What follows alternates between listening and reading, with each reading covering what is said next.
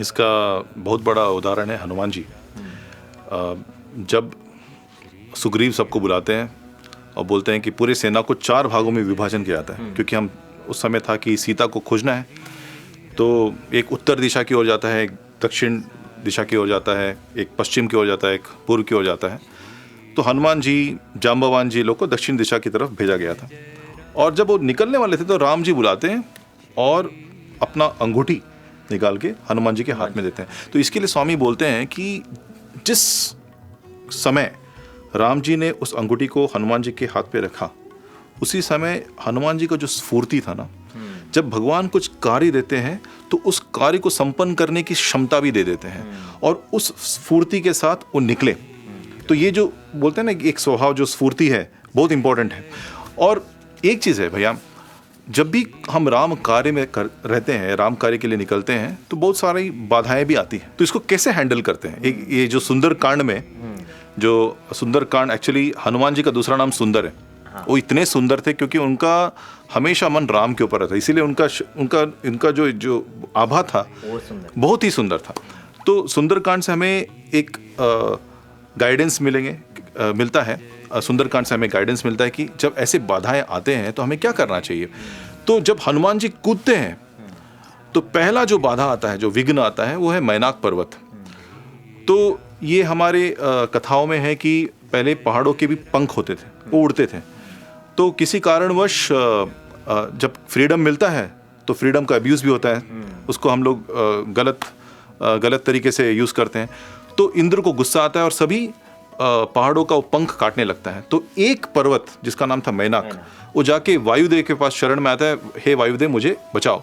तो वायुदेव जाके उसको समुद्र में छिपा देते हैं।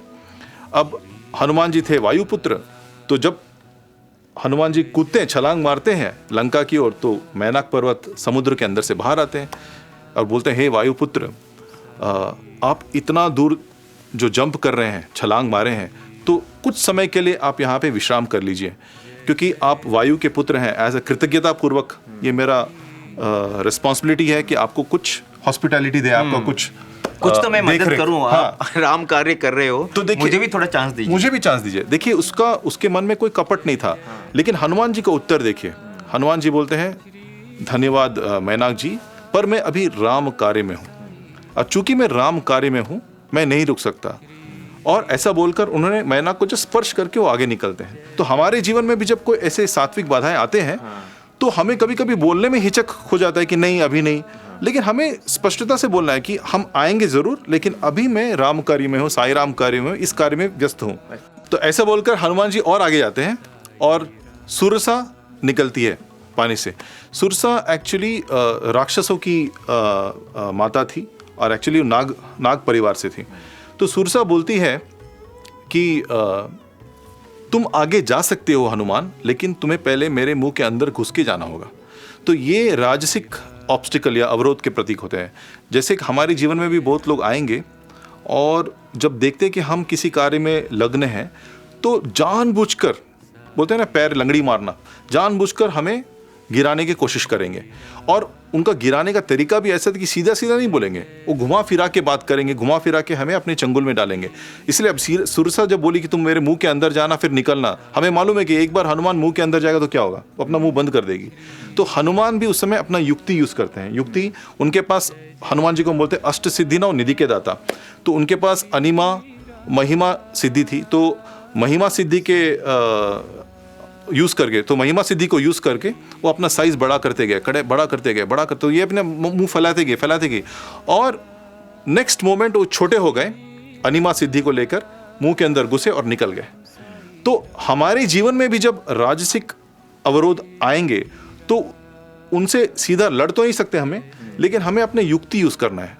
तो जिस तरह हनुमान जी ने अपना बुद्धिमानी यूज़ किया, और अब हमारे पास अनिमा गरिमा शक्ति नहीं है, लेकिन अब सिद्धि को हम इंग्लिश में टैलेंट बोलते हैं, ठीक है, जो प्रतिभा है। तो हमें अपने प्रतिभाओं का यूज करके उस सिचुएशन से कैसे निकलना है, युक्ति पूर्वक। करेक्ट, युक्ति बहुत इंपॉर्टेंट है, बहुत इंपॉर्टेंट है। उसके बाद जब आगे जाते हैं तो आगे और एक राक्षसी थी, सिंहिका, छायाग्रही। तो छायाग्रही का एक बोन था कि कोई भी उड़ता हुआ पक्षी हो या कोई भी जानवर हो, तो उसका छाया अगर वो पकड़ लेगी तो नीचे आ जाता था। तो उसने उस दिन हनुमान जी का छाया पकड़ा। तो छायाग्रही ही हमारे अंदर का तामसिक अवरोध के प्रकार है, ठीक है। और हनुमान जी उसको ना, उनको ये टाइम नहीं था कि बोलने कि ठीक है मैं बाद में आऊँगा, ऐसे कुछ नहीं बोला, जो कि उन्होंने मैनाक के साथ किया। ना ही उन्होंने अपना साइज़ बड़ा छोटा किया, उन्होंने सीधा एक मुक्का झाड़ा, ठीक है, और वो आगे बढ़े। क्योंकि हमारे जो तामसिक ऑब्स्टिकल अवरोध है वो ज़्यादातर हमारे अंदर होता है।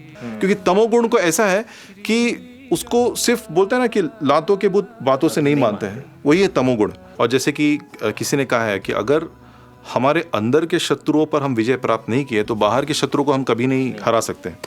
तो इस प्रकार हनुमान जी आगे जाते हैं। और हनुमान जी जब पहुंचते हैं लंका तो लंकिनी खड़ी रहती है दरवाज़ा पे, और हालांकि हनुमान जी छोटा रूप लेके जा रहे हैं, लंकिनी पहचान लेती है और उसको भी सेम ट्रीटमेंट मिलता है। लंकिनी को भी एक मुक्का मिलता है। लंकिनी किसका प्रतीक है? हमारे अंदर ईगो जो है, अहंकार है, उसका प्रतीक है।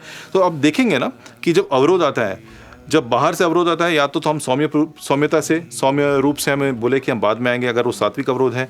अगर राजसिक अवरोध है तो हमें अपनी युक्ति यूज़ करना है, उसके लिए भगवान से प्रार्थना करेंगे और हम धार्मिक जीवन जिएंगे तो हमारे अंदर वो सूक्ष्म बुद्धि भी आएगा और भगवान खुद आइडिया देंगे। हम खुद ताजुब हो जाएंगे, अरे ये ऐसा हम लोग कैसे किए। और जब तामसिक अवरोध आता है, जो अधिकतर टाइम हमारे अंदर होता है, या अहंकार अपना सिर उठाता है, तो उसको कोई उसका ट्रीटमेंट तुरंत वहीं के वहीं उसे ढेर कर देना है।